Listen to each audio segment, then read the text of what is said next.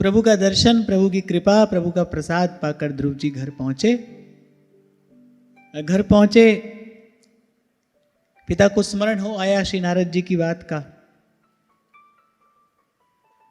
पिता के मन में, माता के मन में, जन जन के मन में अद्भुत आनंद है। और क्यों ना हो, जा पर कृपा राम की होई, ता पर कृपा करे सबको। जैसे भक्त और भगवान के लिए श्री नारद जी भक्ति सूत्र में कहते हैं तस्मिन तज्जने भेदाभावात, माने भक्त और भगवान में अभेद है। तो जैसे भगवान आनंद कंद है ना, उनका दर्शन करे कोई, उनका स्मरण करे कोई, उनका नाम ले कोई, तो प्रसन्न हो जाता है, आनंद का अनुभव होता है। ऐसे ही भगवान के भक्त भी हैं।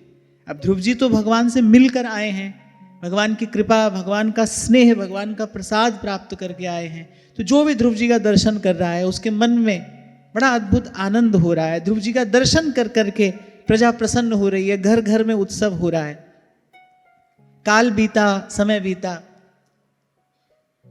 और राजा उत्तानपाद ध्रुव जी को अपना सब राज कार्य देकर और वन को गमन कर गए।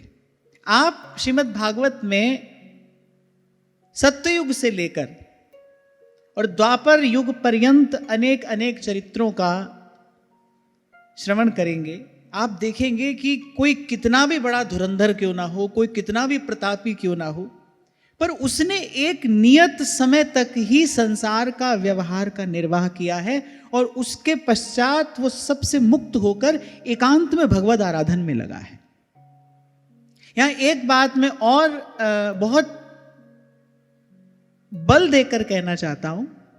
बहुत बार ऐसा होता है और प्राय करके सभी के साथ ऐसा होता है कि उठते बैठते चलते फिरते सबको लगता है हाँ भाई हम भजन कर रहे हैं, भजन कर रहे हैं, लेकिन जैसे ही आप एकांत में पहुंचते हैं ना, मन की वास्तविकता उस समय सामने आती है कि मन कितना भजन में लगा है और कितना नहीं लगा है।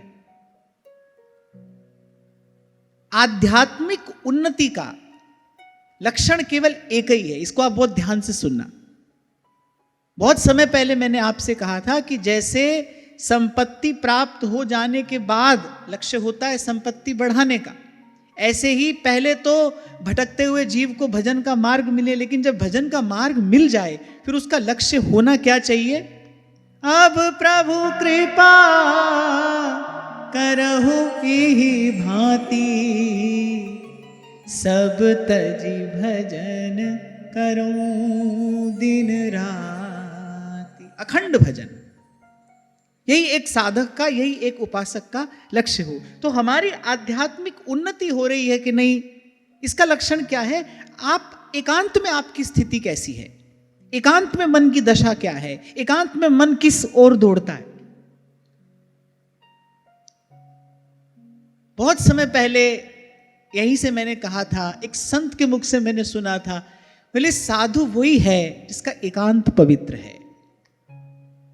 आप खुद ही अपने जीवन में अनुभव करते हैं। आप देखो उठते बैठते चलते फिरते तो आपको लगता है कि हाँ ठीक है, नाम जप हो रहा है, कभी कम हो रहा है, कभी अधिक हो रहा है।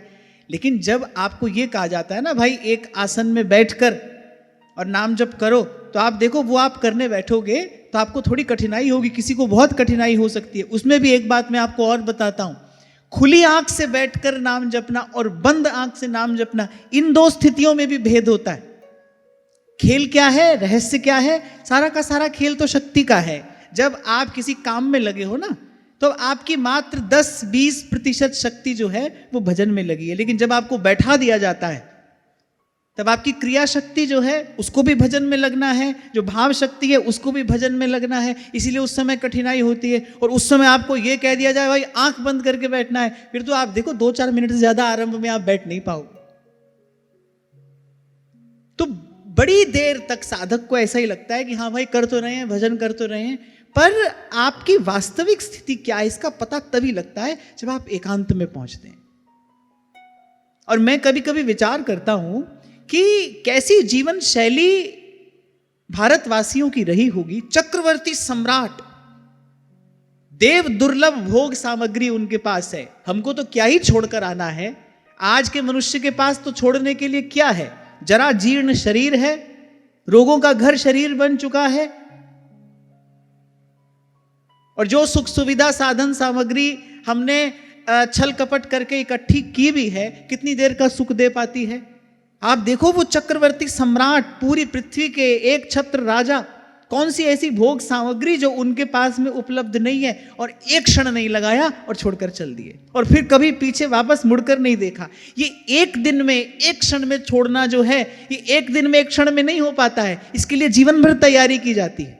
बहुत ध्यान से सुनना, जिसकी युवावस्था शुद्ध रहेगी उसी की वृद्धावस्था सिद्ध होगी। वृद्धावस्था की सिद्धि क्या है? वृद्धावस्था की सिद्धि यही है भाई कि जब शरीर भी व्यवहार से निवृत्त हो गया, मन भी सब ओर से सिमट जाए, और फिर से अब प्रभु कृपा करहु एहि भांति, सब तजी भजन करऊं दिन रात। जब जब ऐसा कोई प्रसंग आता है ना, तो मैं विचार करता हूं कि भाई देखो, ये बड़े बड़े राजा, बड़े बड़े सम्राट, और एक क्षण नहीं लगाया और अपना सब कुछ छोड़कर चल दिए, कभी वापस पीछे मुड़कर नहीं देखा। अच्छा, ऐसा नहीं जैसे आप हम आते हैं, हम तो आए, वृंदावन आ गए, चलो आ गए, अब क्या है, दिन भर फोन पर बात हो रही है घर से, घर वालों से संपर्क टूटा थोड़ी है। कभी वो आ जाते हैं, कभी आप पहुंच जाते हैं, नहीं तो फोन पर तो बराबर बात होती रहती है। अचार लेते आना, मिठाई लेते आना, यहां से ये लेते जाना, यहां तो ये सब चलता रहता है। आप देखो वो लोग जब जाते हैं तो पता नहीं है वो कहां गए हैं। इसको कहते हैं संसार से संबंध विच्छेद कर लेना। लेकिन ये जो संसार से संबंध विच्छेद हो रहा है ना, इसके लिए भाई जीवन भर का अभ्यास किया है किसी ने, उसने जीवन भर अपने जीवन को साधा है, पवित्र जीवन जिया है, सदाचार युक्त जीवन जिया है, तब वृद्धावस्था इस प्रकार की सिद्धि प्राप्त करने योग्य हुई। और मुझे लगता है कि ऐसे थोड़ी थोड़ी परीक्षा प्रत्येक साधक को अपनी करते रहना चाहिए। जैसे एक कक्षा से दूसरी कक्षा में आप पहुंचते हैं तो वर्ष में जो एनुअल एग्जामिनेशन होता है वो तो एक ही बार होता है, वार्षिक परीक्षा तो एक ही बार होती है, लेकिन फिर भी देखो छोटे छोटे टेस्ट तो क्लास में होते रहते हैं ना। ऐसे साधक को थोड़ी थोड़ी परीक्षा अपनी करते रहना चाहिए। इसीलिए हमारे यहाँ ये बड़ी सुंदर व्यवस्था थी कि वर्ष में कुछ दिन, वर्ष में कुछ काल किसी तीर्थ में जाकर रहे, एकांत में जाकर रहे। ऐसा तो नहीं कि कहीं गृहस्थ ने, व्यवहार ने हमको इतना बांध लिया है कि अब एक पग भी वहां से बढ़ाना दूभर हो गया है, लगभग असंभव हो गया है, ऐसा ना हो जाए। इसीलिए मैं आपको कहा करता हूं कि वैसे तो शास्त्र कहता है कि अपना दशांश शुभ कार्य में लगाना चाहिए, और हमको आपके धन से प्रयोजन नहीं है भाई, लेकिन जो आपका समय है ना, यही आपका वास्तविक धन है, यही आपकी वास्तविक संपत्ति है। तो प्रयास किया करो कि एक महीना में 3 दिन तो यहां पर आकर रहो, और उस प्रकार से रहो जिस प्रकार से वृंदावन वास किया जाना चाहिए, उस प्रकार से यहां पर आकर रहिए। क्योंकि ऐसा में देखने में आता है ना, दिन भर लगे हैं, वही वृत्ति है, वही मन की दौड़ है। और आज तो क्या है ना, सुख सुविधा भी बहुत उपलब्ध है, बटन दबाया बात हो गई, बटन दबाओ वीडियो कॉल हो जाएगा। तो आप देखो कि आपको ऐसा नहीं लगता कि ये जो आपने अपने मन में एक भ्रम पाल लिया कि भाई हम सब छोड़कर वृंदावन आ गए, ये तो सिर्फ आपने लोकेशन चेंज किया है। एक स्थान से उठे दूसरे स्थान पर आ गए, वो तो वही सब रहा है, वही विचार है, वही चिंतन है, वही व्यवहार में लिप्तता है। तो मुझे तो ऐसा लगता है भाई, इस प्रकार जीवन भर करने से तो अच्छा है कि थोड़ा समय आकर वृंदावन रहिए, लेकिन उस प्रकार रहिए जिस प्रकार वृंदावन का वास किया जाना चाहिए। उस समय केवल आप साधक हैं, आप केवल आत्मचिंतन के लिए आए हैं। कथा श्रवण करो, सत्संग श्रवण करो, नाम जपो, प्रभु का दर्शन करो, जमुना किनारे जाकर कुछ बैठो, वृंदावन की परिक्रमा लगाओ। इस प्रकार एक साधक के रूप में आकर वृंदावन रहिए। मैं आपको कई बार कहता हूं ना कि सत्संग में भी जब आते हो तो आते आते ये अभ्यास करते हुए आओ, इस विचार का अभ्यास करते हुए आओ, भाई अब थोड़ी देर के लिए हम किसी के नहीं है, कोई हमारा नहीं है। किस लिए आते हैं सत्संग में? प्रभु का होने के लिए तो आ रहे हैं। सत्संग का और प्रयोजन क्या है? किसके लिए होता है सत्संग? भाई हमारा मन शुद्ध हो जाए, अंतःकरण निर्मल हो जाए, प्रभु के निकट पहुंचे, प्रभु का सानिध्य मिले, प्रभु के हो जाए हम, इसीलिए तो सत्संग है। और सबसे बड़ा सबसे बड़ा अंधकार जीवन का क्या है? भ्रम है। तो कुछ नहीं पास में, लेकिन लगता है सब कुछ है। जानते तो कुछ नहीं, लेकिन ऐसा लगता है सब जानते हैं। मिला तो कुछ नहीं, लेकिन ऐसा लगता है जैसे कुछ प्राप्त हो गया है। बस केवल एक मकान छोड़कर दूसरे मकान में आकर रह गए, कहा कि हम तो सब छोड़कर वृंदावन आ गए। देखो छूटा कि नहीं छूटा? रहो एकांत में रहो। एकांत कसौटी है। हमारे यहां रसिकों ने कहा, भजन एकांत जिन मन समानी। नारद जी भक्ति सूत्र में कहते हैं, यानी ऐसे तो भाई भगवान के सब भक्त स्तुत्य हैं, सभी भक्त वंदनीय हैं, पर भक्ता एकांतिनो मुख्या। लेकिन जो एकांतिक भक्त है भगवान के, अर्थात जिनका अंतःकरण वस्तुतः शुद्ध हो गया है, जिनके चित्त की वृत्ति अब सहज ही बिना प्रयास बस प्रभु की ओर ही प्रवाहित है। और फिर हम जिस रास्ते चल रहे हैं भाई, वहां तो सेवक जी महाराज कहते हैं कसौटी ही यही है। जैसे सोना कसा जाता है, कैसे कसौटी के पत्थर पर घसकर पता चलता है ना सोना है कि नहीं। कहीं सोने जैसा दिखने वाला तो कुछ नहीं है। अच्छा देखो कितनी विचित्र बात है, सोना और सोने जैसी दिखने वाली एक वस्तु, उनके मोल में बड़ा भारी भेद होता है। थोड़ा भी नहीं, बड़ा भारी भेद। तो हम जिस मार्ग पर चल रहे हैं ना, ये जो नित्य विहार रस है, ये जो निभृत निकुंज की उपासना है, इसके लिए तो सेवक जी महाराज कहते हैं, श्री हरिवंश नाम रस झिले। आगे जोर से बोलो, क्यों सो है लोगन में मिले। यानी इस नाम का, ये जो हरिवंश नाम का रस है, ये आपको मिला कि नहीं, इसकी कसौटी क्या है, इसका लक्षण क्या है। कैसे पता चले कि जो नाम दिन रात जप रहे हैं, रट रहे हैं, गा रहे हैं, इस नाम का रस हमको मिला कि नहीं। बोले इसका लक्षण क्या है? श्री हरिवंश नाम रस झिले। अरे क्यों सो है लोगन में मिले। बोले व्यवहार सुहाता नहीं, करना भी पड़े तो बड़ी विवशता से व्यवहार करते हैं, सुहाता नहीं। देखो जीव आया है संसार में किस लिए? प्रभु से मिलने के लिए आया है। अच्छा हम देखो सबसे मिले, एक प्रभु से नहीं मिले। प्रभु ही नहीं मिले, बाकी तो यहां सब मिला है भाई। और वहां कबीर कहते हैं, सतगुरु मिला तो सब मिला। अरे एक मिला तो सब मिला, नहीं तो मिला न को। मात पिता सुत बांधवा, ये तो घर घर हो। आए तो प्रभु से मिलने हैं, और प्रभु को छोड़कर बाकी सब मिला है। लेकिन आपको मैंने कहा था कि जिसको आप और मैं मिलना कहते हैं ना, वो मिलना नहीं है, वो तो टकराना है। नदी नाव संजोग है, थोड़ी देर के लिए कोई किसी से टकराया है, फिर वो जीव अपने रास्ते जाएगा और दूसरा अपने रास्ते जाएगा। मिलते तो प्रभु ही हैं, मिल सकते ही प्रभु हैं। जीव से केवल प्रभु ही मिल सकते हैं, जीव से केवल गुरु ही मिल सकता है, और कोई मिल ही नहीं सकता, बाकी तो सब टकराते हैं। और जैसे दो वस्तुएं टकराती हैं तो आवाज होती है ना, ऐसे ही आप देखो यहां आप किसी से टकराते हो, आवाज होती है। किसकी आवाज होती है? सुख दुख की आवाज होती है। यहां कोई किसी से टकराता है थोड़ी देर के लिए, सुख दुख का थोड़ा सा शोर होता है, और बस सब अपने अपने रास्ते चल देते हैं। वस्तुतः श्रीमद् भागवत का चिंतन है ही इसलिए, जीवन सिद्धि किस प्रकार की जाए, अपने जीवन को साधा किस प्रकार से जाए। ये जो अभी थोड़ी देर पहले आपसे मैंने कहा ना, जो एक क्षण में छोड़कर चल दिए, उसके लिए भाई जीवन भर तैयारी की है, पवित्र जीवन जिया है, गुरुजनों की आज्ञा में रहे हैं, अपने धर्म का पालन किया है, अपने कर्तव्य का पालन किया। क्योंकि ये जो विरक्ति है, सहज विरक्ति, सुदृढ़ विरक्ति, ये किसका फल है? धर्म ते विरति जोगते ज्ञाना, ज्ञान मोक्ष प्रद वेद बखाना। तो राजा उत्तानपाद ने देखा भाई अब प्रजा भी श्री ध्रुव जी को बड़ा प्रेम बड़ा स्नेह करती है, उनका बड़ा आदर करती है। बस उसके बाद उन्होंने कहा भाई अब विलंब करना ठीक नहीं है, अपना कार्य हो गया, आप चलिए। कई बार आपको एक उदाहरण देता हूं ना कि ये संसार क्या है, चक्रव्यूह है, और जीव को इसमें घुसना तो आता है, इसे निकलना नहीं आता। घुस तो जाता है इसमें, सब घुसे ही है, तो निकलना नहीं आता है। निकलना किसको आता है? चक्रव्यूह से निकलना या तो कृष्ण जानते हैं या अर्जुन जानते हैं। माने चक्रव्यूह से निकलना या तो भगवान जानते हैं या भक्त जानता है। इसीलिए कहते हैं भजवे को दोई सुघर कै हरिदास। भाई ये दोनों ही निकालेंगे, क्योंकि यही जानते हैं चक्रव्यूह से निकला कैसे जाता है। हरि गुरु के अतिरिक्त, ये बात मेरे लिए, आपके लिए, हम सब के लिए एक समान है।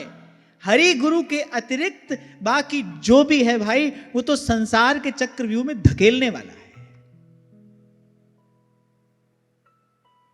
और संतों ने तो और छान लिया इसको, और यहां तक कहा हरि तो कुटुंब जाल में घेरी, गुरु ने काटी ममता मेरी, राम तजू पै गुरु न बिसारू, गुरु के सम हरि को न निहार। इसीलिए संत कह रहे हैं कोई ऐसो रे भेटे संत, और मेरी लाहे सगली चिंत, ठाकुर स्यों मेरो रंग लावे, ठाकुर स्यों मेरो रंग लावे। तो सुखपूर्वक श्री ध्रुव जी राज्य का भोग कर रहे हैं, और सुखपूर्वक कैसे कर रहे हैं, क्योंकि ये वाक्य दूर से सुनो तो ठीक नहीं मालूम पड़ता, क्योंकि ये तो दुखालयम अशाश्वतम है, यहां कोई सुखपूर्वक कैसे रह सकता है। पर यहां श्रीमद् भागवत जी में लिखा है, बोले सुखपूर्वक राज्य का भोग श्री ध्रुव जी कर रहे हैं। तो ये सुख कहां से आया है, क्योंकि ध्रुव जी को राज्य प्रभु की कृपा से प्रसाद स्वरूप मिला है। पहले क्या किया, पहले भगवत आराधन किया है। आपको याद हो गत सत्र में भी मैंने आपसे कहा था, ये जो भजन है ना, यही वो एक अंक है, बाकी तो सब शून्य है भाई। शून्य का मोल एक से है, नहीं तो लाख शून्य बराबर में शून्य है, सामने एक है तो फिर हर शून्य का मूल्य है। हर शून्य भी जीवन का मोल बढ़ाता चला जाएगा अगर सबसे पहले भजन है तो। गुरु मिल गए, संत मिल गए, सत्संग जीवन में आ गया, अब थोड़ा बहुत भजन करने लगे हैं। अब इस रास्ते पर आगे कैसे बढ़ना है, इस रास्ते पर आगे बढ़ना है तो फिर भजन को आप अपनी प्राथमिकता बनाओ। भाई सबसे पहले ये काम करेंगे, बाकी कोई काम छूटता हो छूट जाए, भजन नहीं छूटना चाहिए। प्राणपन से अपने नियम का पालन करेंगे। एक और छोटी सी बात आपको बताता हूं, छोटा सा भी नियम बड़ा व्यापक परिवर्तन जीवन में ला सकता है अगर आपने प्राणपन से उसका निर्वाह किया। क्योंकि यह बात भी साधकों के जीवन में देखने में आती है, कभी क्या कर रहे हैं, कभी क्या कर रहे हैं, कभी कैसे सेवा कर रहे हैं, कभी कैसे भजन कर रहे हैं, कभी किसी को देखकर कुछ कर लिया, कभी किसी को देखकर कुछ कर लिया, पहुंचे कहीं पर भी नहीं। छोटा सा एक नियम, छोटा सा एक नियम, लेकिन फिर प्राणपन से उसका निर्वाह करिए, वो आपकी उन्नति कराएगा, आपकी प्रगति होगी। देखा देखी भक्ति को व्यास न होई निबाह। एक और बड़ी महत्वपूर्ण बात मैं आप सबके लिए यहां पर कहना चाहता हूं कि प्रत्येक जीवात्मा का संस्कार अलग अलग है, उसकी रुचि, उसकी वृत्ति अलग अलग है। आपके लिए कौन सा मार्ग सुगम है, आपके लिए कौन सी क्रिया सहज है, ये आपको ही ढूंढना पड़ेगा। इसीलिए व्यास जी ने कहा है, देखा देखी भक्ति को व्यास न होई निबाह। अब एक व्यक्ति की रुचि नाम जप में बहुत है, आपकी रुचि मान लो कथा श्रवण में है, आपकी रुचि श्री जी की सेवा में है और नाम जप में अभी उतनी रुचि नहीं है, तो यदि केवल आप देखा देखी 2 घंटा 3 घंटा अपने साथ बलात् हठात ये करने का प्रयास करोगे तो आप देखोगे मन उपरत हो जाएगा, जो भजन भावना है वो भी क्षीण हो जाएगी। ऐसा ना हो, सहज में देखो, नाम रूप लीला और धाम, इन चारों में से किसी से भी कोई पूर्ण रूपेण जुड़ जाए, इनमें से किसी के भी प्रति समर्पित हो जाए तो उसको भगवत प्रेम प्राप्त होता ही है। आप देखो, ढूंढो कि मेरी सहज रुचि किसमें है। कुछ समझ ना आए तो फिर नाम उपाय नीक है। वैसे तो नाम मुझे लगता है ये तो सभी के लिए परम औषधि है, लेकिन अब भाई दिन भर तो नाम जप नहीं करोगे तो अपनी अपनी सहज रुचि, अपनी सहज प्रवृत्ति आपको खोजनी पड़ेगी। लेकिन ये सब कैसे होगा? थोड़ी देर शांति से बैठोगे जब तो होगा, थोड़ी देर एकांत में बैठोगे तब तो होगा, थोड़ी देर अपने साथ बैठोगे तब तो होगा। दिन भर मोबाइल की स्क्रीन पर सारी दुनिया का दर्शन करते रहोगे, मन बिखरता ही चला जाएगा, तो अपने निकट आओगे कैसे? और वहां संत कह रहे हैं, काहे रे बन खोजन जाई, काहे रे बन खोजन जाई, सर्व निवासी सदा अलेपा, सोए संग समान। आप देखो, कभी कभी आश्चर्य होता है संतों के शब्द सुनकर, कह रहे कितने निकट हैं प्रभु आपके। फूप माही जो बास बसत है, समझ गए? कह रहे जैसे फूल में खुशबू है, माने दोनों को कोई न्यारा कर ही नहीं सकता। पत्ती पत्ती तो कोई तोड़ सकता है फूल की, लेकिन फूल को उसकी सुवास से न्यारा नहीं कर सकता है कोई। फूप माही जो बास बसत है, मुकुर माई जो छाई, ऐसे ही हरि बसै निरंतर, घट ही खोजो भाई, बाहर भीतर एको जानो, एह गुरु ज्ञान बताई। और इस भाव की सबसे अमूल्य पंक्ति, कह नानक बिन आपा चीन्हे, मिटे न भ्रम की काई। अब देखो, जैसे श्री सेवक जी महाराज नाम अनन्य है, श्री प्रबोधानंद सरस्वती पाद बुद्धाम अनन्य है, श्री स्वामी हरिदास जी महाराज उनकी रूप में आ सकती है, इष्ट अनन्य है, दिन भर एक ही भाव में रमे हैं। श्री हरिदास के स्वामी श्यामा कुंज बिहारी, भक्तमालकार उनका यही परिचय देते हैं, जुगल नाम को नेम जपत नित कुंज बिहारी। तो आपकी सहज रुचि, सहज वृत्ति कहां है, ये आपको ढूंढना पड़ेगा, आपको खोजना पड़ेगा। किसी दूसरे से पूछने से ये कार्य सिद्ध नहीं होगा। और मैंने कहा स्वयं को जानने के लिए एकांत चाहिए, स्वयं को जानने के लिए मौन चाहिए, स्वयं को जानने के लिए जीवन में थोड़ी शांति चाहिए। कभी कभी तो मैं सोचता हूं कि कैसा समय आया है जो हमको नहीं जानना चाहिए, वो हम अपने भीतर भरते ही चले जा रहे हैं, चाहते हुए भी और ना चाहते हुए भी। ऐसे ही विचार मन में आया कि मैं बैठा था, अभी कुछ दिन पहले की बात है, तो मैं बैठा था और एकदम से कोई दौड़ता दौड़ता आया, बोले देखना, ऐसे उसने कोई वीडियो दिखाया मुझे, बोले देखना क्या चल रहा है ये। तो मैंने सोचा, मैंने कहा देखो मैं बिल्कुल देखना नहीं चाहता था और इसको देखने से मेरा कोई लाभ भी नहीं था, पर फिर भी सामने वाले व्यक्ति ने आया और मुझे दिखा दिया। तो कभी कभी लगता है भाई कैसा समय आ गया जो नहीं जानना चाहिए, जिससे हमारा कोई लेना देना नहीं है। दुनिया के किस कोने में क्या घट रहा है भाई, हमको क्या लेना देना है? कम से कम साधक को तो इससे कोई लेना देना नहीं है। भाई श्री हनुमान प्रसाद जी पोद्दार ये बात बार बार कहा करते थे, बोले साधक को तो समाचार पत्र आदि से भी दूर ही रहना चाहिए। ये तो भाई संसार है, या तो कोई हंस रहा है, कोई रो रहा है, कोई आ रहा है, कोई जा रहा है, कोई खास बात थोड़ी है इसमें। यही होता आया है, यही होता रहेगा। कुछ लोगों को तो बड़ा व्यसन होता है, सुबह सुबह उठते ही, चलो अब तो समय बदल गया, अब तो सब कुछ आपको आपके मोबाइल पर मिल जाता है, पहले तो अखबार आता था ना, तो ऐसे कुछ लोगों को बड़ा व्यसन होता था भाई जब तक अखबार नहीं पढ़े उनको चैन नहीं मिलेगा, जब तक सारी दुनिया की वो गधा पच्चीसी अपने भेजे में डाल नहीं लो तब तक चैन नहीं पड़ेगा। तो व्यसन हो जाता है इसका। कहने का तात्पर्य ये है भाई, प्रयास करो, करते रहो, हमारा मन सिमटा रहे। आपका अभ्यास क्या हो, क्या लेना है, कब लेना है और कितना लेना है, इस विषय में आप सदा सजग रहो, सदा सावधान रहो, ध्यान रखना। सब अच्छी चीजें आपके लिए भी अच्छी हो, कोई आवश्यक बात नहीं है। सारी अच्छी बातें आपके लिए अच्छी है, कोई आवश्यक बात नहीं है। हमको सारी दुनिया की अच्छी बात जानने की भी कोई आवश्यकता नहीं है। तभी हमारे सेवक जी महाराज ने पहले ही प्रकरण में कह दिया, सूधो चले अरे आपने धर्म। देखो व्यास जी भक्त अनन्य हैं, श्री हरिनाम व्यास जी। नाभाजी महाराज उनका परिचय यही देते हैं, भक्त इष्ट अति व्यास के।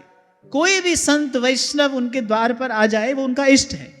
पर वही व्यास जी क्या बात कहते हैं, व्यास एक ही बात गही, राधा वल्लभ धाम और अनेक सुभक्त सो, नाहिन मेरो काम। व्यास एक ही बात गही, राधा वल्लभ धाम और अनेक सुभक्त सो। वो अभक्त की बात नहीं कह रहे और अनेक सुभक्त सो, नाहिन मेरो काम। ये सब बात किस लिए कही जा रही है? ये बात इसलिए नहीं कही जा रही है भाई हम तो बड़े हैं बाकी सब छोटे हैं, हमको किसी से क्या लेना देना है ना। ये बात कही जा रही है किस लिए? भाई कुछ ऐसा करो, करते रहो, आपकी जीवन शैली ऐसी हो, आपका अभ्यास ऐसा हो कि मन सिमटा रहे, प्रभु के पास बना रहे, कभी प्रभु के नाम के, कभी प्रभु के रूप के, कभी भगवान की लीला कथा के, और कभी जब प्रभु कृपा करे तो धाम का सेवन होता रहे। बस बड़ी बात यह है कि मन भगवत सानिध्य में रहे, मन से आप प्रभु के पास रहो और रह सकते हो, रह सकते हो। ठाकुर जी को साथ रखने के लिए डलिया में उनको लेकर दिन भर घुमाना आवश्यक नहीं है। ये तो बहुत बचकानी सी बात है। वस्तुतः जब भाव परिपक्व होता है, जब आपके भाव में प्रौढ़ता आती है, तब आप देखते हैं, तब आप अनुभव करते हैं कि ठाकुर जी को तो सदा संग रखा ही अपने स्मरण में जाता है। आपके स्मरण में भगवान सदा आपके संग रहे, आपके साथ रहे। विपद विस्मरणं विष्णोः संपन्नारायण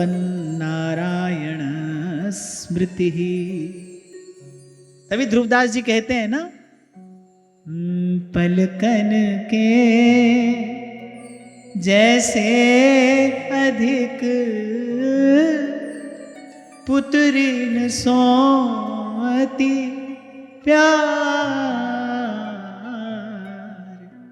ऐसे लाडली लाल के छिन छिन चरण संहार, ऐसे श्यामा श्याम के छिन छिन चरण संहार। अब कोई पूछे कि क्या मन सतत भगवान का स्मरण कर सकता है? क्यों नहीं कर सकता? सतत संसार का स्मरण करता है कि नहीं करता है? इसका अर्थ यह हुआ कि मन सतत किसी का स्मरण तो कर सकता है, उसमें ये योग्यता तो है, उसमें ये सामर्थ्य तो है, यहां से इतना तो जाना जा सकता है ना।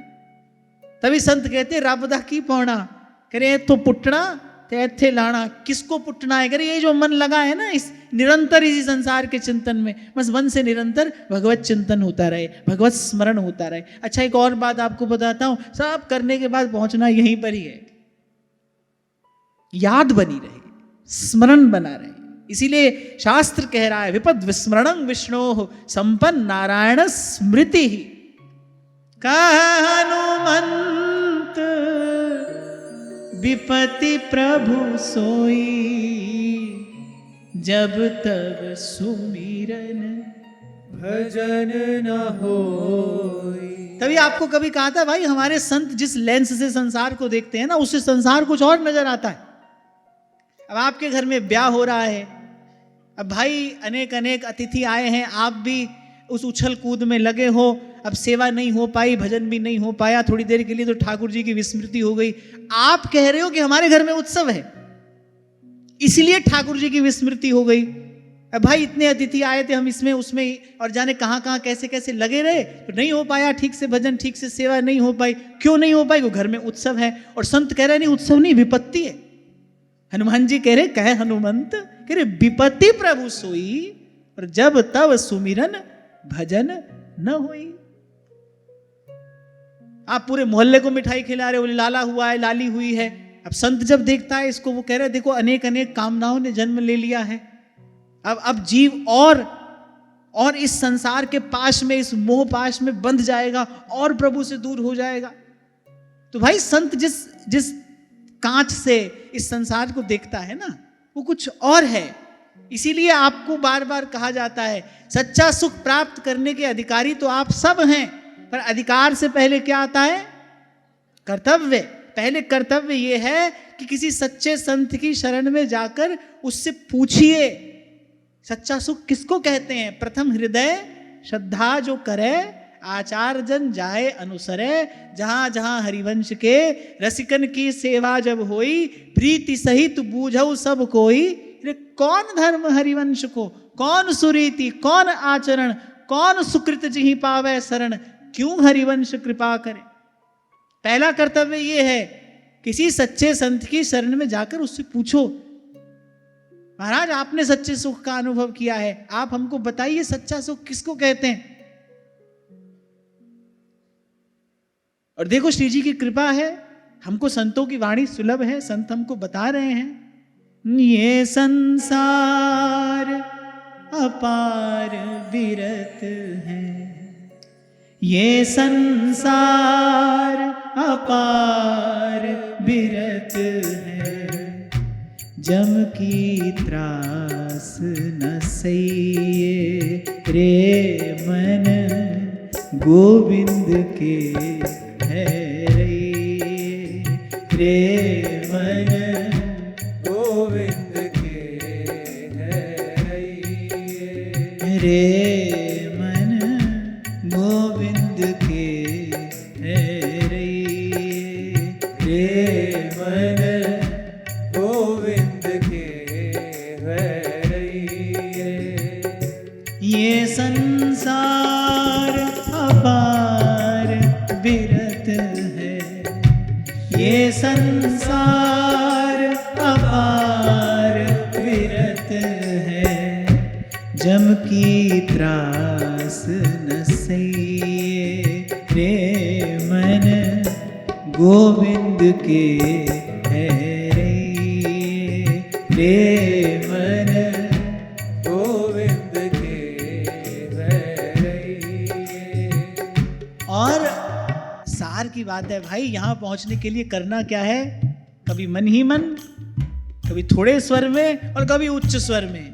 कृष्ण गोविंद गोविंद गोपाल नंदलाल, कृष्ण गोविंद गोविंद हे गोपाल नंदलाल, कृष्ण गोविंद गोविंद गोपाल नंदलाल, कृष्ण गोविंद गोविंद हे गोपाल नंदलाल, कृष्ण गोविंद गोविंद गोपाल नंदलाल, कृष्ण गोविंद गोविंद हे गोपाल नंदलाल, कृष्ण गोविंद गोविंद गोपाल नंदलाल, कृष्ण गोविंद गोविंद हे गोपाल नंदलाल, हे गोपाल नंदलाल, हे गोपाल नंदलाल, गोपाल नंदलाल, हे गोपाल नंदलाल, हे गोपाल नंदलाल, हे गोपाल नंदलाल, हे गोपाल नंदलाल, हे गोपाल नंदलाल, हे गोपाल नंदलाल, हे गोपाल नंदलाल, हे गोपाल नंदलाल, हे गोपाल नंदलाल, कृष्ण गोविंद गोविंद गोपाल नंदलाल, कृष्ण गोविंद गोविंद हे गोपाल नंदलाल, कृष्ण गोविंद गोविंद गोपाल नंदलाल, कृष्ण गोविंद गोविंद हे गोपाल नंदलाल, कृष्ण गोविंद गोविंद गोपाल नंदलाल, कृष्ण गोविंद गोविंद हे गोपाल नंदलाल, कृष्ण गोविंद गोविंद गोपाल नंदलाल, कृष्ण गोविंद गोविंद हे गोपाल नंदलाल, हे गोपाल नंदलाल,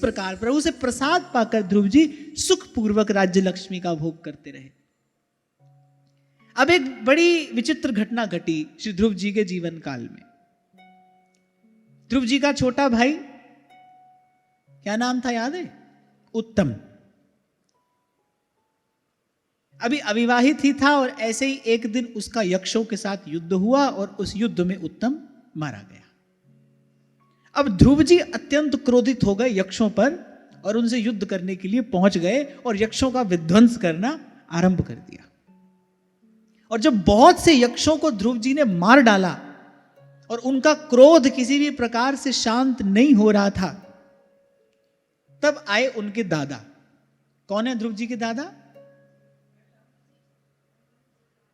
महाराज मनु।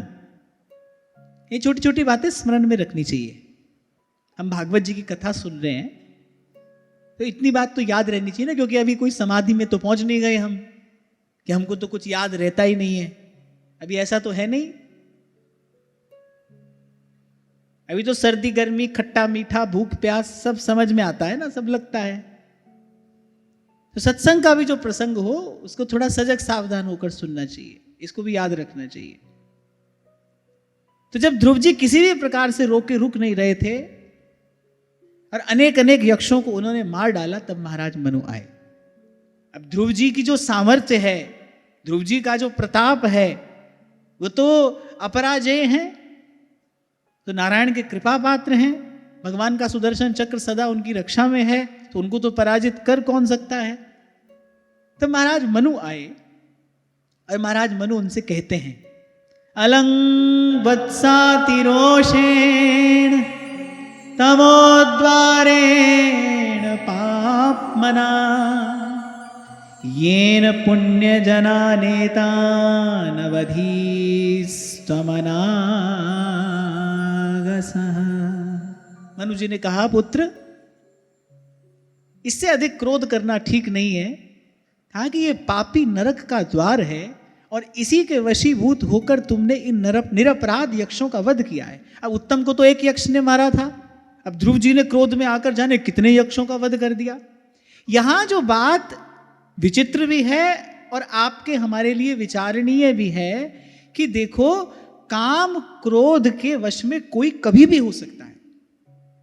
जिनको बाल्यकाल में भगवान का दर्शन हो गया है, जिनको साक्षात भगवत प्रसाद प्राप्त हुआ है, जब वो भी इस प्रकार किसी विकार के अधीन हो सकते हैं, फिर हमारी गति क्या होगी। तभी तो महाप्रभु जी हमको सावधान करते हुए कहते हैं, ही डरप हरिवंश हित जिन अब भ्रम ही गुण सलील पर। अच्छा, ये पंक्ति हमने सहस्त्रों बार यहां गाई, इसका अर्थ समझते हो? महाप्रभु किस भय से भयभीत होने के लिए कह रहे? कहे ही डरप हरिवंश हित जिन अब भ्रम ही गुण सलिल पर। क्या अर्थ हुआ? हाँ चलो, ये तो आपको याद है कि भव सिंधु में किसका जल है? त्रिगुण का जल। महाप्रभु कह रहे हैं कि ये जो त्रिगुण है, सत्व रज तम, बोले इनका विचार, इनका चिंतन, इनका सेवन, बोले ये जीव को पुनः पुनः पुनः पुनः संस्कृति में डालने वाला है। ही डरप हरिवंश हित जिन अब भ्रम ही गुण सलिल पर। और इससे बचने की युक्ति, जी ही नाम निमंगल लोकति हूँ सुहरि पद भज न विलंब कर। युक्ति क्या है? सब सोहित निष्काम मति श्री वृंदावन विश्राम श्री राधा वल्लभ लाल को हृदय ध्यान मुख नाम। प्रभु के नाम के अतिरिक्त भाई जो भी है सब त्रिगुण के अधीन है। इसीलिए आपसे कहता हूं, बलिहारी गुरु आपने, जिसने ये नाम रूपी चिंतामणि आपको हमको प्रदान कर दिया, ऐसा नाम निरंजन हो, ऐसा नाम निरंजन होवे, ऐसा नाम निरंजन होवे, ऐसा नाम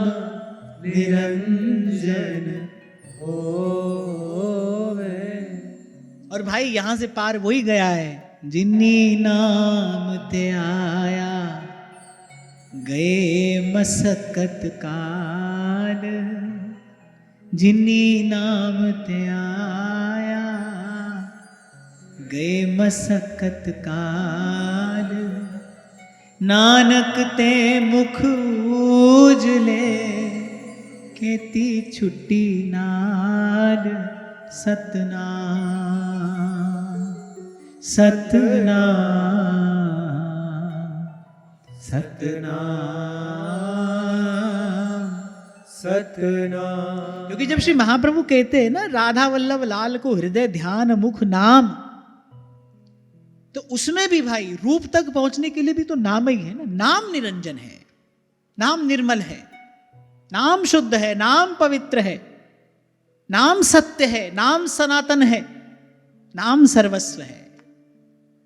और फिर जिस युग जिस काल में हम आप आ पहुंचे हैं, यहां तो राम नाम अवलंबन एक हूं। यहां तो गोस्वामी जी कह रहे दूसरा रास्ता ही नहीं, मार्ग ही नहीं है। गुरु ने नाम दिया माने सीधा सीधा प्रभु तक पहुंचने का मार्ग दे दिया है।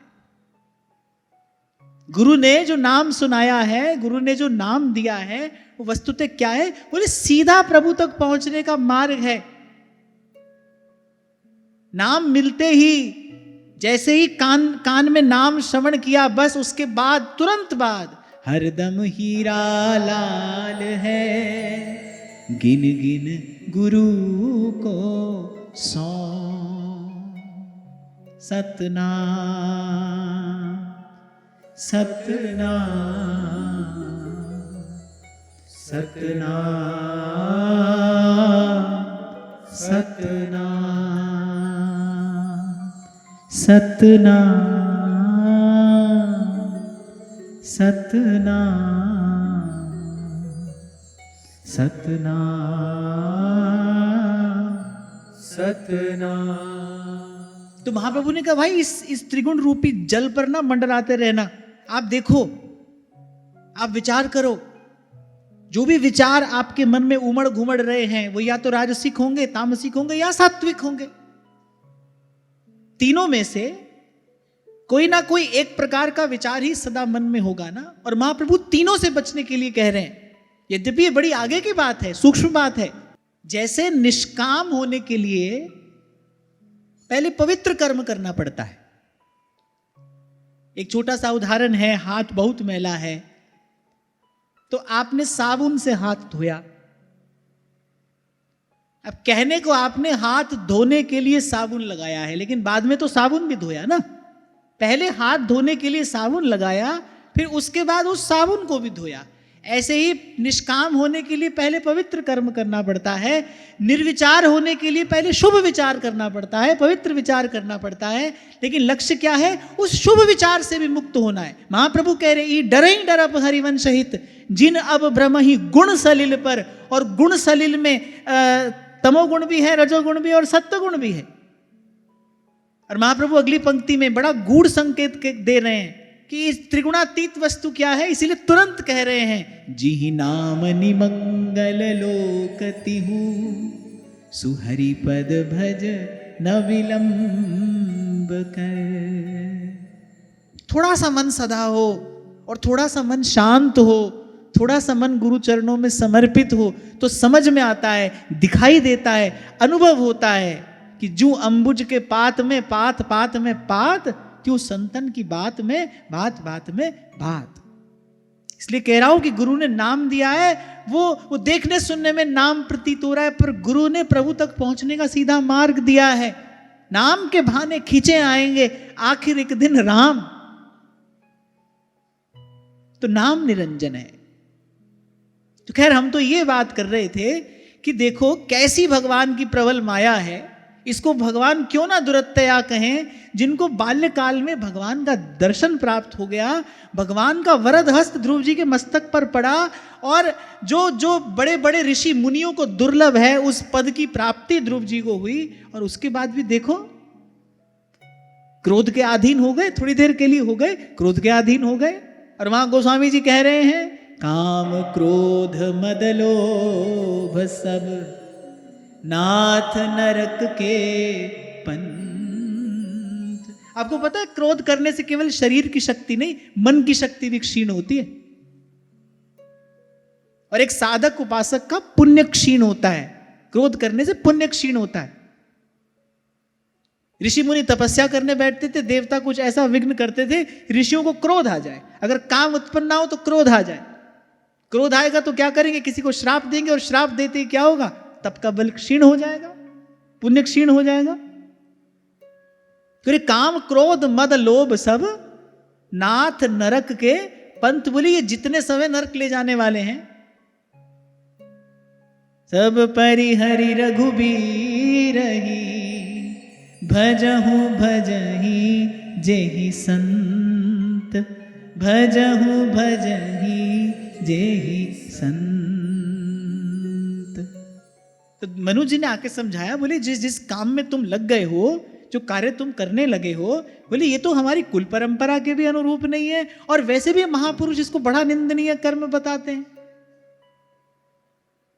क्योंकि को न काहु सुख दुख करदाता, भोग सब भ्राता, निज कृत कर्म भोग सब भ्राता। अच्छा, महापुरुष इसको निंदनीय क्यों बता रहे हैं? क्योंकि मृत्यु किसकी हुई? नहीं, उत्तम की तो मृत्यु हुई, देह की मृत्यु हुई ना, क्योंकि आत्मा तो मरती नहीं है ना। ये बात तो बच्चा भी जानता है, इंफॉर्मेशन तो सभी को है। मृत्यु देह की हुई, और आध्यात्म में देह को सत्यवान ना सबसे बड़ा पाप है। तो मनु जी ने यही आकर ध्रुव जी को समझाया कि दो बात है। पहली बात तो कहो न काहु सुख दुख करदाता, कोई किसी को सुख दुख देने वाला नहीं है। जीव अपने प्रारब्ध से बंधा हुआ यहां आया है, किसका किसके साथ लेना देना है भाई कोई नहीं जानता। तभी तो आपको आज आरंभ में ही मैंने कहा, आप भले कहते रहो ये मिला वो मिला, हम उनसे मिले हम इनसे मिले, कोई किसी से नहीं मिला भाई। यहां कोई किसी से मिल ही नहीं सकता। जीवात्मा का मिलन केवल परमात्मा से हो सकता है, वो भी कब? जब दोनों के बीच में महात्मा आता है। बाकी यहां किसी का किसी से मिलन नहीं होता, सब टकराते हैं, सुख दुख का शोर होता है थोड़ी देर के लिए, और फिर अपनी अपनी यात्रा पर सब निकल जाते हैं। उसके बाद कोई किसी को न जानता है, ना कोई किसी को पहचानता है। आगे आप श्रवण करेंगे एक प्रसंग में, राजा रोए जा रहा है, पुत्र चला गया, पुत्र मर गया, बड़े काल में पुत्र मिला था। संत को दया आई, नारद जी आए, राजा को कहा कि अच्छा ठीक है हम बुला देते हैं तेरे पुत्र को। पुत्र आया, बोले कौन किसका पिता कौन किसका पुत्र?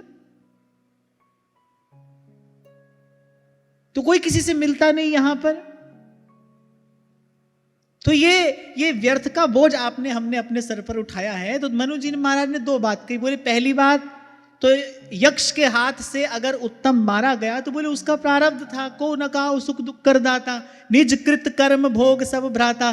संसार में व्यवहार में पड़ा व्यक्ति इसको ना समझे, लेकिन भजन के मार्ग पर चलने वाला व्यक्ति, जिसको सत्संग प्राप्त है, जिसके जीवन में शुभ कर्म है, सद्विचार है, वो भी यदि इसको ना समझे तो इसका अर्थ तो यही हुआ ना भाई, विवेक जगा नहीं। और यहां से एक बात और समझ में आती है भैया, कि जगा हुआ विवेक भी कभी सो सकता है। जगा हुआ विवेक भी, जागृत महापुरुष का विवेक भी सो सकता है। यदि ध्रुव जी विवेक से विचार करते तो ऐसा कभी नहीं करते। ध्रुव जी ने युद्ध करना आरंभ किया, अनेक अनेक यक्षों का संहार कर दिया, माने उतने काल के लिए विवेक सुप्त अवस्था में पहुंच गया। तो हमको ये समझना चाहिए, मैं यही आपको कहना चाह रहा था भाई, ध्रुव जी जैसा परम भागवत अगर वो कभी किसी समय ऐसी स्थिति में पहुंच सकता है तो भाई हमारी क्या गति होगी, हमारी क्या दशा होगी। इसीलिए कभी आपको मैंने कहा था, बिनु सत्संग विवेक ना होई। सत्संग से विवेक जागता भी है और सत्संग से जगा रहता भी है। जागा हुआ विवेक कब सो जाए कहा नहीं जा सकता। श्री महाप्रभु जी ने स्फुट वाणी में सिद्धांत के जो भी कुछ एक शब्द कहे हैं, श्री महाप्रभु जी ने सब शास्त्रों का सार स्वरूप सिद्धांत का है, बड़े थोड़े से शब्दों में। स्फुट वाणी अद्भुत है, महाप्रभु की बोलन अद्भुत है। क्यों ना हो, प्रकट प्रेम को रूप धरी श्री हरिवंश उदार, क्यों ना हो। महाप्रभु ने समस्त शास्त्रों का सार स्फुट वाणी के कुछ सिद्धांत के शब्दों में कह दिया है। तो विवेक जगे, इसके लिए भी सत्संग चाहिए। और ध्यान रखना, ऐसा नहीं कि भाई अब तो हमारा विवेक जग गया, अब तो हमको सब समझ में आ गया, अब हमको सत्संग की क्या आवश्यकता है। यहां देखो क्या आवश्यकता है। ये कथा का प्रसंग बता रहा है कि निरंतर सत्संग की, सतत सत्संग की क्या आवश्यकता है। भाई क्या पता कब माया की प्रबल समीर चलेगी और जगा हुआ विवेक सो जाएगा, और फिर वही कार्य कर बैठोगे, और उसका परिणाम क्या होगा। कह रहे पारासर सुर इंद्र, कह रहे कलप कामिनी मन फंद्या। परिणाम क्या हुआ, परे देह दुख द्वंद कौन क्रम काल निकंद्या। इहि डरहि डरप हरिवंश हित, जिन अब भ्रम ही गुण सलील पर। जिहि नाम निमंगल लोक तिहु, सुहरि पद भज न विलंब कर। सुहरि पद भज न विलंब कर।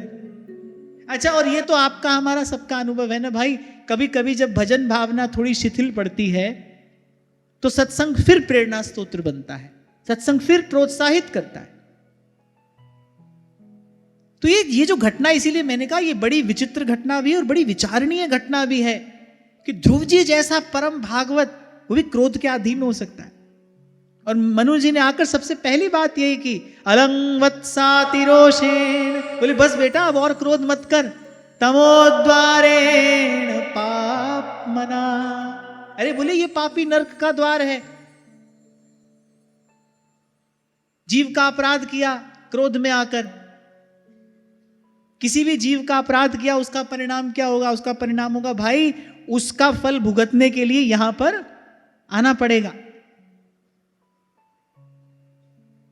उत्सुकतावश पूछ लिया था भीष्म पितामह ने, बोले चलो ठीक है अब तो आपका दर्शन हो रहा है, मैं आपके चरण कमलों का दर्शन स्मरण करते जा रहा हूं, पर एक बात तो मुझे बताइए, मैंने तो कभी मन से भी पाप नहीं किया, मुझे आखिर इतनी पीड़ा इतना दारुण दुख मिला तो किस अपराध से मिला। तो भगवान मुस्कुरा कर कहते काल भगवान कभी किसी के साथ अन्याय नहीं करते। इस बात को तो निश्चित जान लेना चाहिए भाई, हिस्से में जो दुख पीड़ा आई है कभी ना कभी किसी के लिए दुख पीड़ा का कारण बने होंगे, तो आज हमको दुख पीड़ा मिल रहा है।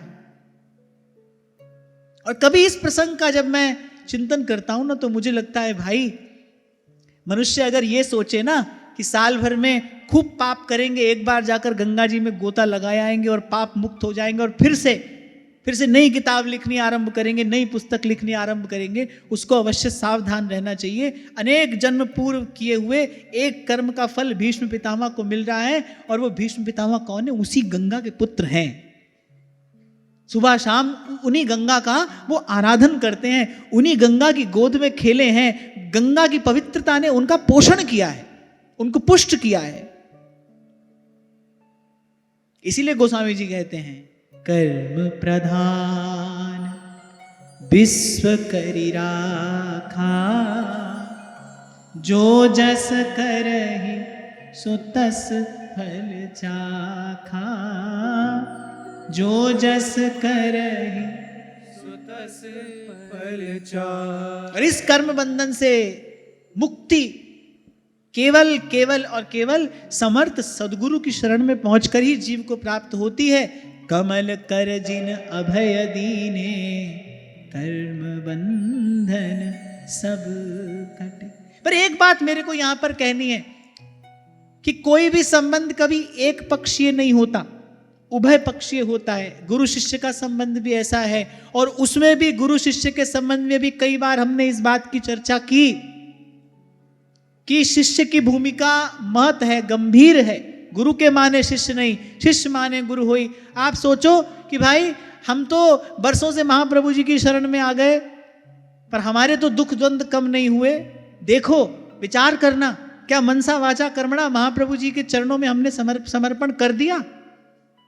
क्या हमने अपनी चिंता करना छोड़ दिया? क्या अब अपने जीवन की कोई चिंता नहीं है? आने वाले कल का कोई विचार नहीं है? देखना महाप्रभु जी को मन दिया है, अगर दिया है तो मैं निश्चय पूर्वक की बात यहां कह सकता हूं, जिसने अपना मन आचार्य के चरणों में रख दिया है तो महाप्रभु जी समर्थ हैं, ये प्रसाद उसको मिलेगा, क्यों नहीं मिलेगा। सेवक जी मंगल गान में कह रहे हैं, कमल कर जिन अभय दीने, करम बंधन सब कटे, करम बंधन सब कटे।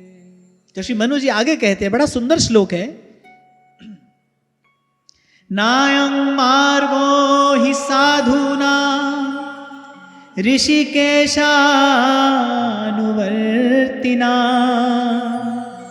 यदात्मानं परागृह्य पशुवद्भूतवैशसम्।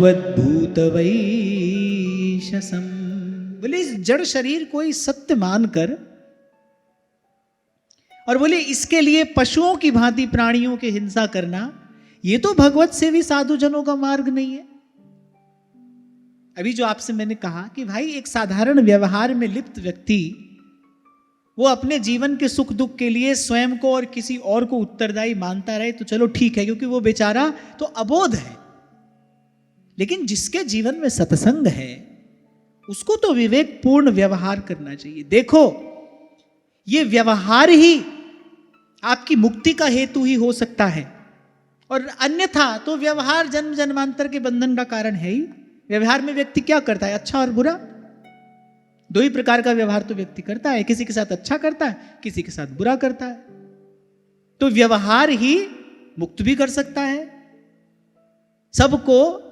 सबको प्रभु का मान कर जानकर प्रभु के नाते सबसे व्यवहार किया जाए तो व्यवहार ही पूजा हो जाएगा। आपने प्रत्येक की सेवा प्रभु के नाते की, आप जिसकी भी सेवा कर रहे हो, जिसका भी सहयोग कर रहे हो, उसको प्रभु के नाते प्रभु का मानकर कर रहे हो, तो आपका किए जाने वाला वो काम सेवा हो गया, वही व्यवहार आपकी मुक्ति का कारण हो गया। अन्यथा तो व्यवहार जन्म जन्मांतर से जीव को संस्कृति में डालता ही आया है। इसीलिए महापुरुष कहते हैं आध्यात्म के क्षेत्र में पाप का पाप क्या है, बोले देह को नित्य मानना यही सबसे बड़ा पाप है। सारे पाप यहीं से जन्म लेते हैं भाई, सारे पाप यहीं से जन्म लेते हैं। श्री स्वामी शरणानंद जी महाराज जी वो जो पत्राचार उनका श्री देवकी माता जी के साथ में हुआ, मुझे लगता है कि श्री स्वामी जी ने 100 से अधिक बार देवकी माता जी को यही कहा था कि तुम किसी भी काल में देह नहीं हो, तुम किसी भी काल में देह नहीं हो, स्वयं को देह न जानना, स्वयं को देह न मानना। गत सत्र में हमने इसी बात पर बड़े विस्तार से चर्चा की ना, प्रथम ही मज्जन कीजिए फिर सौरभ अंग लगाए, और मज्जन करके छुड़ाना क्या है, अरे मैल अभिमान अंग अंगन छुड़ाइए, देहाभिमान छुड़ाना है। इस बात का आपको हमको निरंतर अभ्यास करना होगा। यदि वस्तुतः भजनानंद चाहते हैं, हम चाहते हैं कि भाई हमको भी जो सुख संतों को मिला हमको सुख मिले, तो इस बात का निरंतर अभ्यास करना होगा। भाई हम किसी भी स्थिति में, किसी भी काल में, किसी भी हाल में हम दे नहीं है भाई, प्रभु के हैं। अभी तो भाई व्यवहार में लगे हैं, और अभी थोड़ी देर पहले मैंने आपसे कहा निष्काम होने से पहले शुभ कर्म किया जाता है, निर्विचार होने से पहले शुभ विचार किया जाता है। हमको भी इस व्यवहार से मुक्त होना है तो पहले व्यवहार शुद्धि करनी होगी। काम के क्रोध के वेग आएंगे। अच्छा एक और बड़ी सुंदर बात श्रीमद् भगवत गीता में मिलती है, भगवान कहते हैं तपस्वी कौन है, काम क्रोध आदि विकार जिसमें उत्पन्न ही नहीं होते, ऐसा नहीं कहा भगवान ने। भगवान ने कहा जो इनके वेगों को सह लेता है। बड़ी सूक्ष्म बात है। लोग गाते रहते हैं, यहां वहां पूछते रहते हैं महाराज जी काम बहुत सताता है, बहुत सताता है। अरे वो विकार तो है ही, किसी में कम किसी में अधिक। आपकी जीवन शैली का उस पर प्रभाव होता है, भोजन आदि का उस पर प्रभाव होता है, वो तो कहीं कम कहीं अधिक है। ये तपस्वी कौन है? तपस्वी वो है जो काम क्रोध के वेग को सह लेता है। किसी ने आपका अपकार किया, आपको क्रोध आया, लेकिन तत्काल आपने विवेक से काम लिया, और जो प्रतिक्रिया आप देने जा रहे थे आपने नहीं दी, आप सह गए। बस यही आपकी तपस्या है। और ऐसा ही जन तपस्वी कहा गया है। कौन कह रहा है? भगवान कह रहे हैं। भगवान कह रहे हैं जो काम क्रोध के वेग को सह लेता है वो तपस्वी है। हाँ, लेकिन सहने के लिए शक्ति चाहिए, जिसको आप सहन शक्ति कहते हो ना, सहने के लिए शक्ति चाहिए।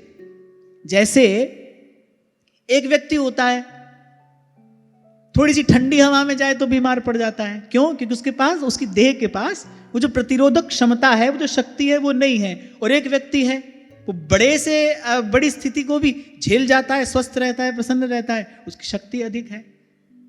तो शक्ति चाहिए। वो शक्ति कहां से आएगी? राम सिमर राम सिमर एहि तेरो काज है, राम सिमर राम शक्ति यहां से आएगी। नाम जपिए, नाम रटिए, नाम गाइए। सहन करने के लिए शक्ति चाहिए, नहीं तो क्या होगा? नहीं तो उस समय क्रोध आएगा। ऐसा नहीं है क्रोध नहीं आएगा, क्रोध आएगा। आप विवेक शून्य होकर प्रतिक्रिया दे बैठोगे और बस प्रतिक्रिया देते ही कर्म का बीज बढ़ा, अब उसका फल भोगने के लिए फिर से यहां पर आना पड़ेगा। इसी को तो संस्कृति का दुष्चक्र कहा गया है, the vicious circle of Karma. सुख दुख आता है, व्यक्ति कभी प्रसन्न होता है, कभी अप्रसन्न होता है। प्रसन्न होके राग के अधीन होकर क्रिया करता है और अप्रसन्न होकर द्वेष के अधीन होकर क्रिया करता है। और बस इसी कारण राग द्वेष के बंधन में बंधा बार बार बार बार बार बार यहां आता है, बार बार कर्म का बीज डाल रहा है। बीज डाल रहा है भाई, फिर तो फल काटने के लिए आना पड़ेगा, फिर तो यहां उपस्थित होना पड़ेगा। इसलिए महापुरुष कहते हैं भाई, जिसके जीवन में सत्संग है उसका व्यवहार तो विवेकपूर्ण होना चाहिए। तो एक छोटी सी बड़ी बड़ी काम की, बड़े पति की बात आपको हमको आज मिल जाती है, जो आपके मेरे व्यवहार में काम आएगी। कि किसी ने अनुचित किया, आपका दोष नहीं था, फिर भी उसने आप पर दोषारोपण कर दिया, किसी ने आपके साथ अनुचित व्यवहार कर दिया, आपको क्रोध आया, कोई बात नहीं, लेकिन क्रोध के अधीन मत हो जाइए। उस क्षण को सह लीजिए। वो जो वेग उठा है ना, अच्छा वो रहेगा नहीं। कोई व्यक्ति अपने जीवन का अनुभव बताए, वो 3 दिन गुस्से में ही रहा। जब एकदम से क्रोध का आवेश आता है तो कोई व्यक्ति चाहे भी तो 2-4 दिन रह सकता है, उसमें रह नहीं सकता। वो तो वेग है, वो आया भी है और वो चला भी जाएगा। वस्तुतः उसको सत्ता तो आप ही देते हो।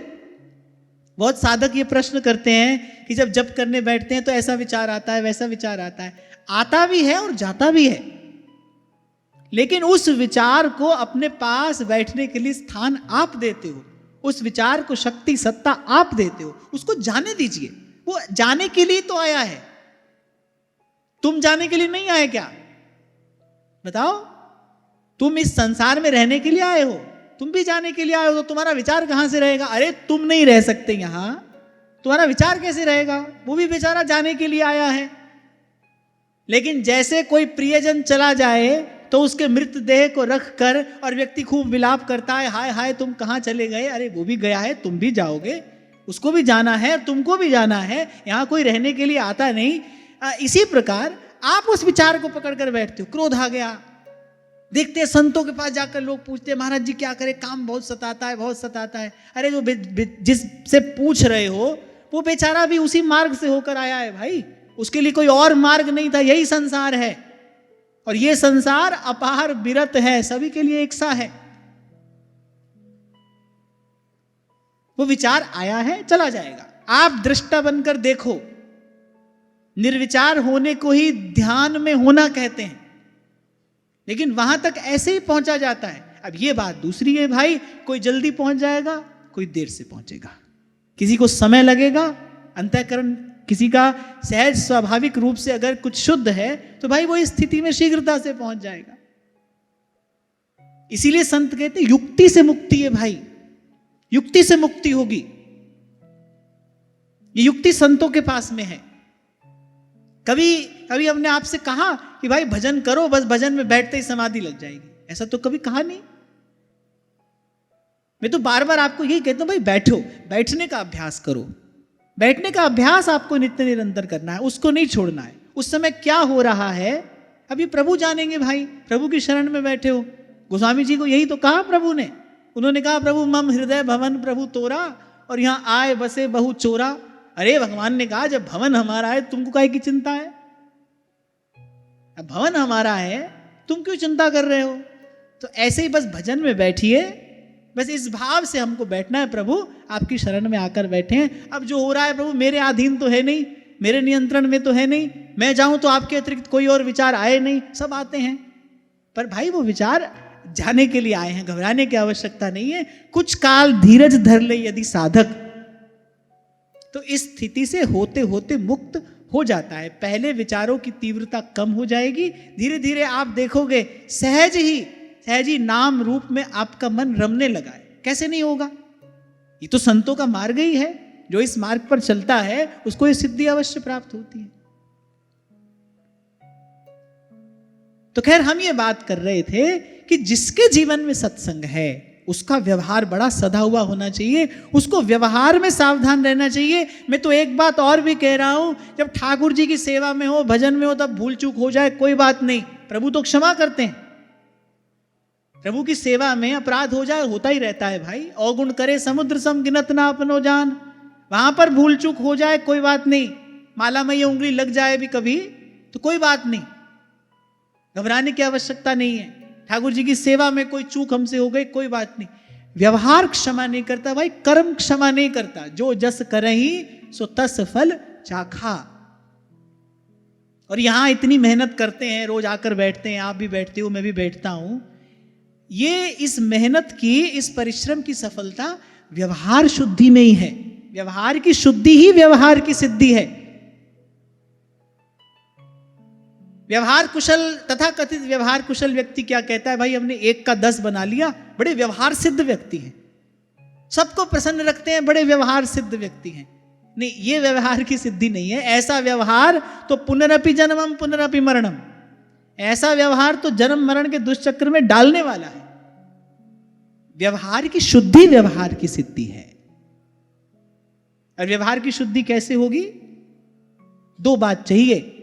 सेवक जी महाराज ने कही प्रथम प्रकरण में, तरु सम सहनशीलता होए, परम उदार कहे सब कोय। और दूसरी बात, तृण तय नीच अपन पो कहे।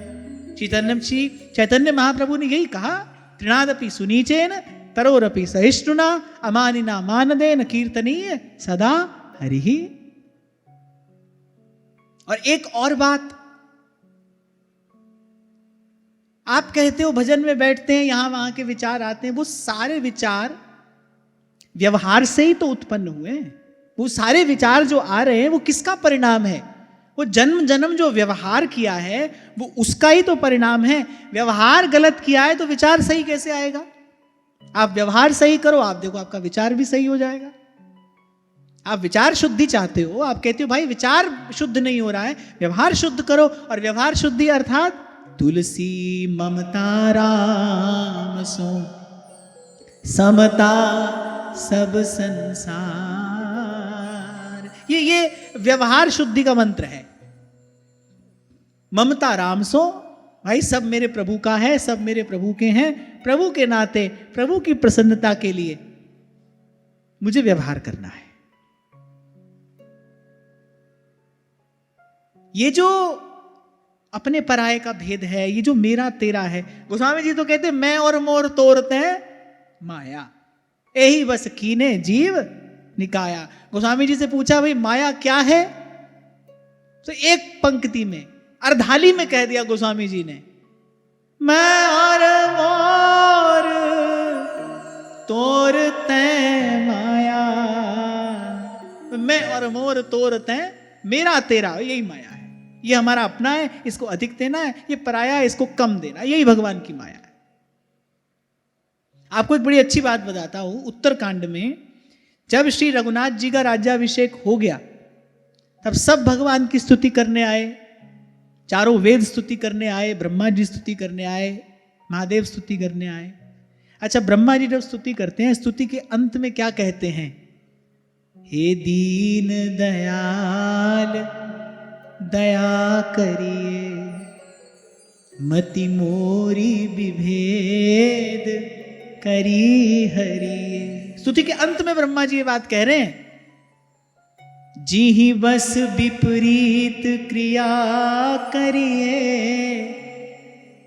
दुख सौ सुख मान सुखी चरिए, हे दीन दयाल दया करिए। बड़ी विस्तृत व्याख्या इन 4 पंक्तियों की है। सो कल करेंगे। आज की वार्ता यहीं श्री जी के चरणों में निवेदन करता हूँ। महाराज श्री के चरणों में प्रणाम। आप सबके हृदयस्थ हित प्रभु को, भाव प्रभु को नमन।